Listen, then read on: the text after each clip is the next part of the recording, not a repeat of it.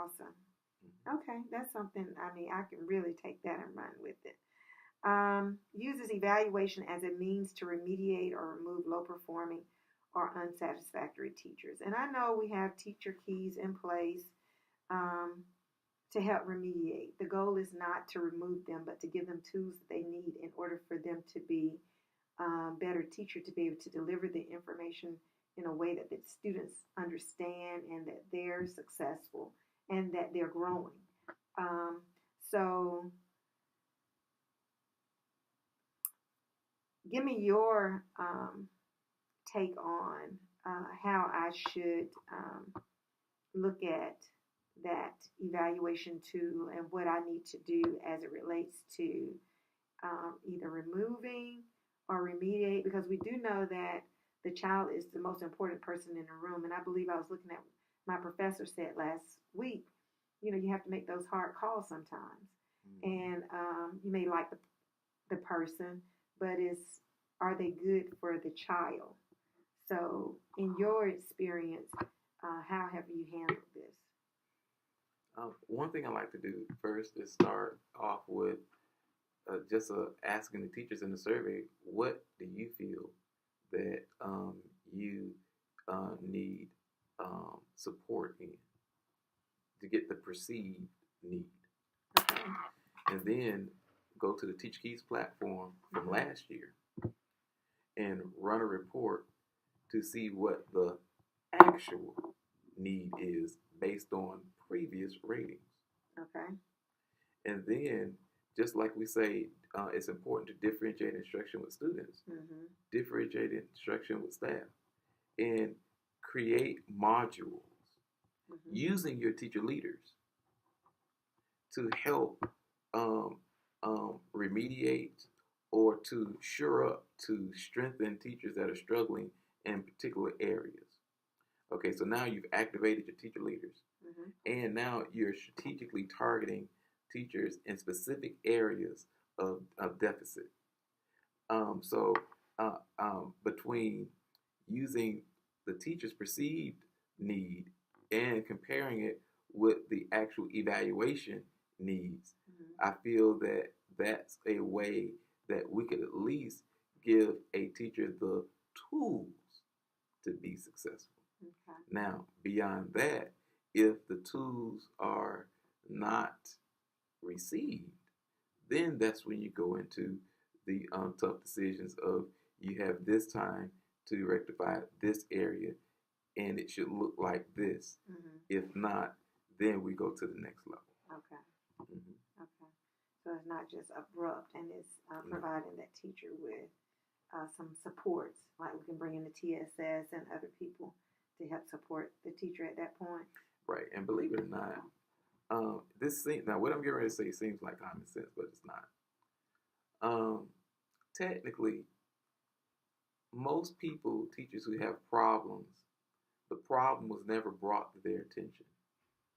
Administration will get into sometimes huddles and meetings with each other Mm-hmm. and discuss the problem. But the question is, did anyone ever go to the Teacher. teacher and let the teacher know specifically what the concern is and how to fix the problem? Mm-hmm. We talk about the problem, Mm-hmm. but have we ever communicated to that teacher, hey, this right here, this specific thing, not in general terms, Mm-hmm. this specific area is Mm-hmm. a concern. It's a concern because it is causing this effect on students or this effect on our instructional program. Wow. And then give the teacher an option. How can I support you? Mm-hmm. So first identify. Mm-hmm. And then after identifying, okay, now what are the supports that's in place to help you in the area of deficit? Wow. It shouldn't be a surprise. Well, I wanted to go into a different area when you first started talking about this area, but I recently talked to a new teacher, and it wasn't in a public setting, it was in a private setting. And the teacher was dismissed, and the teacher stated they never knew. Their supervisor came to them earlier that day and said, I had a parent complaint. By the end of the day, the supervisor said, I'm going to have to let you go. And I said, never would that happen in public schools. But the thing is, the teacher was like, I was willing to fix it. I just didn't know what to fix. And I'm like, surely it's something different. It had to be more than that. But she said, I was never given the opportunity to fix it. I would have fixed it. They just told me that earlier, and then later I was dismissed. So to hear you bring that to light, I hope we have, I hope that doesn't happen often. But it just reminded me of a previous conversation I just had with the teacher. So as an administrator, I definitely be mindful of that. Anything else you would like to add as far as helping me in my walk to, because my true goal is to be supportive of the leaders in the building, to support the leader positively, to help move the staff positively, and whatever influence that I have that can help the leaders in the building to take them to another height and continue to push them so that we can be a good support system for our teachers and our students. So is there anything else that you can add that will possibly help me in my quest on this journey? I would just say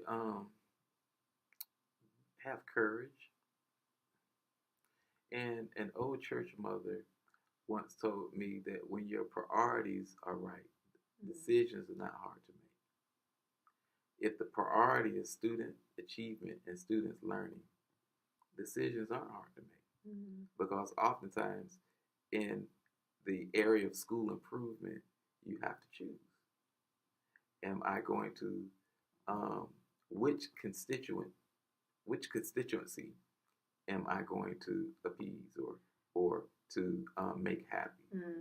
But if you revert back to the premise of my priority is these babies, making sure that they get a sound education, decisions are hard to make.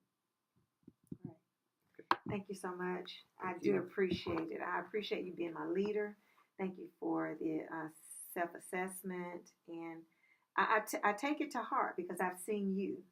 And I valued the impartations that you've done so gracefully and eloquently and professionally for the ones that you have been given charge over. And I appreciate that. I learn a lot just by looking. So for you to accept this challenge, I do appreciate it. I wish you the very best. Thank you. Thank you.